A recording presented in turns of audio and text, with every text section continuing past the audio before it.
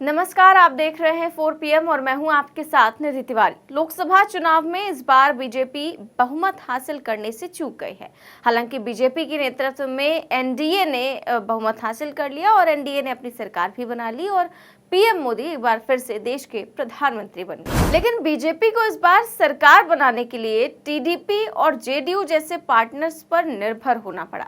जिन राज्यों में अब बीजेपी का प्रदर्शन अच्छा नहीं रहा है, वहां से पार्टी को दिक्कत आनी शुरू हो गई है। उनका कोई सांसद पाला न बदल ले, इसकी टेंशन उन्हें लगातार लगी ही हुई है। इस बीच तृणमूल कांग्रेस सांसद साकेत गोखले ने दावा किया कि बीजेपी के 3 सांसद पाला बदलने की तैयारी में हैं। साकेत गोखले ने क्या कुछ कहा था हम आपको पहले भी बता चुके हैं, लेकिन एक बार फिर से मैं बता देती हूँ कि उन्होंने कहा कि बीजेपी के 3 सांसद जल्द ही तृणमूल कांग्रेस में आ सकते हैं और अगर बीजेपी के 3 सांसद पाला बदल लेते हैं तो उनके पास केवल 237 सांसद ही बचेंगे, जबकि इंडिया गठबंधन का नंबर 237 से 240 हो जाएगा। अब नरेंद्र मोदी की अस्थिर सरकार जो है वो ज्यादा समय तक नहीं चलने वाली है। इसी बात को जो है कहा था साकेत गोखले ने। अब इस बात को भी ज्यादा समय ही नहीं बीता था कि खबर आ गई कि लगभग 8 से 10 निर्दलीय सांसद इंडिया गठबंधन के संपर्क में हैं। दरअसल इस समय 17 सांसद, इनमें से कुछ निर्दलीय हैं और कुछ जो अन्य में है, जिनकी पार्टियों के केवल एक सांसद जीत कर आए हैं और इनमें से कम 10 सांसद इंडिया गठबंधन के संपर्क में बताया जा रहा है। कैसे आगे आपको बताऊंगी, लेकिन इस बीच अचानक से एक बड़ी खबर आ गई जिस पर सभी की निगाहें टिक गई। ये खबर थी दिल्ली में नीतीश कुमार की बड़ी बैठक की। दरअसल नीतीश कुमार बहुत जल्द दिल्ली में एक हाई लेवल मीटिंग करने वाले हैं। बड़ी बात यह है कि ये मीटिंग ठीक उसी वक्त होगी जब 18वीं लोकसभा का पहला संसद सत्र चल रहा होगा। जेडीयू की राष्ट्रीय कार्यकारिणी की बैठक इसी महीने 29 तारीख को दिल्ली में होने वाली है। खबर देखिए नवभारत टाइम्स की, लिखा हुआ है कि बिहार में बीजेपी का महामंथन। अब 29 को दिल्ली में नीतीश के नेताओं का महाजुटान फिर खेला होगा। तो खबरें किस तरह की बन रही हैं आप देख लीजिए कि फिर खेला होगा या खेला होगा कि नहीं होगा, इस तरह की खबरें जो है वो बनाई जा रही हैं। और पार्टी की जो राष्ट्रीय कार्यकारिणी की बैठक है वो 29 जून को दिल्ली में होने जा रही है। इस बैठक की अध्यक्षता नीतीश कुमार करेंगे और इसमें बिहार ही नहीं बल्कि देश भर के जेडीयू के बड़े नेता जो है वो मौजूद रहेंगे और इस मीटिंग को संबोधित भी करेंगे। और इसमें क्या कुछ मंथन होगा ये तो फिलहाल देखने वाली बात है। लेकिन जब से नीतीश कुमार की पार्टी एनडीए में शामिल हुई है तब से लगातार नीतीश कुमार पर विपक्षी नेता दबाव बना रहे हैं। महत्वपूर्ण मंत्रालय ना मिलने पर, उनकी बात ना माने जाने पर तेजस्वी यादव ने तो नीतीश कुमार का यहाँ तक मजाक उड़ा दिया, यहाँ तक कह दिया कि नीतीश कुमार को मोदी जी ने झुनझुना पकड़ा दिया। और तमाम राजनीतिक प्रेशर्स के बीच इस महत्वपूर्ण बैठक में नीतीश कुमार आखिर किस बात पर मंथन करेंगे ये देखने वाली बात होगी। साथ ही ये भी देखना होगा कि क्या नीतीश कुमार ने अब मन बना लिया है, क्या नीतीश कुमार अब अपना आखिरी दांव खेलने वाले हैं, ये बड़ा सवाल उठता है। इस बीच जो है ये खबरें भी लगातार सामने आई, हमने भी आपको दिखाया कि नीतीश कुमार इस बात की मांग कर रहे हैं कि बिहार में जो विधानसभा चुनाव है वो 2025 नहीं बल्कि 2024 में ही हो जाए, इसी साल के अंत में हो जाए। वो इसलिए ऐसा चाहते हैं ताकि जो फ्लो अभी बना हुआ है उनकी जीत का, जो सांसदीय के चुनाव में बना हुआ है, वही बिहार विधानसभा के चुनाव में भी बना रहे। इस बात का प्रेशर वो लगातार बीजेपी पर बना रहे हैं और बीजेपी से लगातार ये मांग कर रहे हैं कि इसी साल बिहार में चुनाव किया जा सके। तो ये तमाम मुद्दे हैं, इन्हीं सब मुद्दों पर जो है वो बिहार की जो राष्ट्रीय कार्यकारिणी की बैठक है जेडीयू की, ये होने जा रही है दिल्ली में। और इस बैठक पर अब सभी की निगाहें टिकी हुई हैं क्योंकि नीतीश कुमार इस समय काफी ज्यादा खामोश है और कहा जाता है कि नीतीश कुमार की जो खामोशी होती है वो तूफान से पहले की शांति जैसी ही होती है। ऐसे में नीतीश कुमार की इस बैठक पर सभी की निगाहें जो है वो टिकी हुई हैं। फिलहाल आपको बता दें कि भारतीय जनता पार्टी की नेतृत्व वाली जो एनडीए गठबंधन है उन्होंने केंद्र में सरकार बना ली है। लेकिन यहाँ पर कुनबा एनडीए का नहीं बल्कि विपक्षी गठबंधन इंडिया का बढ़ रहा है। दरअसल इसी कड़ी में जो है लद्दाख के सांसद मोहम्मद हनीफा ने भी इंडिया गठबंधन का दामन थाम लिया है।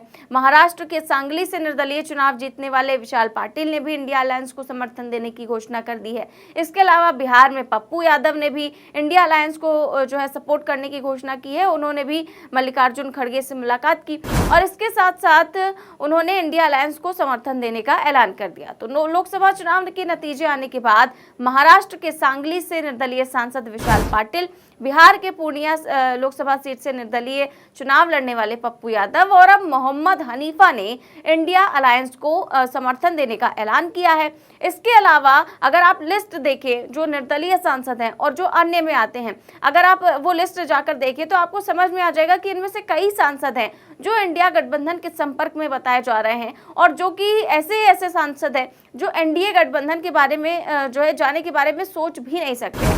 ऐसे में ये जो लिस्ट है ये काफ़ी ज़्यादा हैरान करने वाली है और इसी को लेकर खबरें जो है बनने लगी हैं कि जो इंडिया गठबंधन में तमाम जो सांसद हैं उनकी संख्या अब बढ़ने वाली है और जो निर्दलीय तमाम सांसद हैं वो इंडिया गठबंधन का दामन थामने वाले हैं। तो अभी तो 4 दिन ही हुए हैं एनडीए सरकार बने हुए और आप जानते ही हैं कि अभी से ही तमाम राज्यों में बीजेपी के सामने काफ़ी ज़्यादा परेशानियां खड़ी हो गई हैं, महाराष्ट्र से लेकर बिहार तक और अब तो यूपी से भी एनडीए और बीजेपी में रार की खबरें जो हैं वो सामने आ रही हैं। एनडीए और भारतीय जनता पार्टी में टकराव की स्थिति पैदा हो गई है और ये सरकार संकट में नजर आ रही है।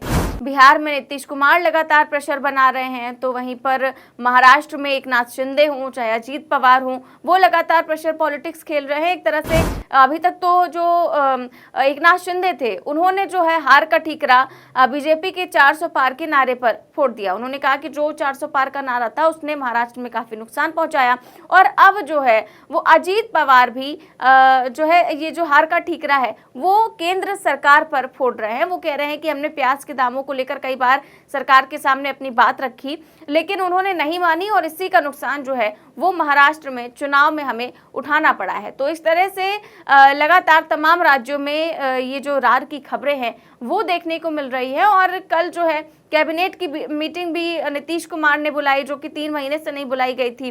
कल वो मीटिंग बुलाई गई और अब जो है अगली मीटिंग की बात की जा रही है, जो बड़ी मीटिंग है वो की जाएगी। तो ऐसे में तमाम तरह की खबरें हैं और इस बीच आरएसएस भी खुलकर सामने आ गया है, खुलकर विरोध देखने को मिल रहा है और केंद्र में भले ही तीसरी बार मोदी सरकार बन गई है लेकिन इस बार बीजेपी को बहुमत नहीं मिल सका है, जिसके चलते नरेंद्र मोदी ने एनडीए गठबंधन के दलों के सहयोग से प्रधानमंत्री पद की शपथ ली।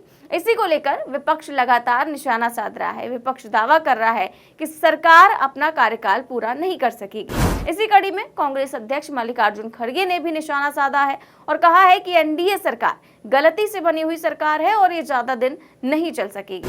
क्या है, हम तो देखो एनडीए गवर्नमेंट गलती से बनी हुई है।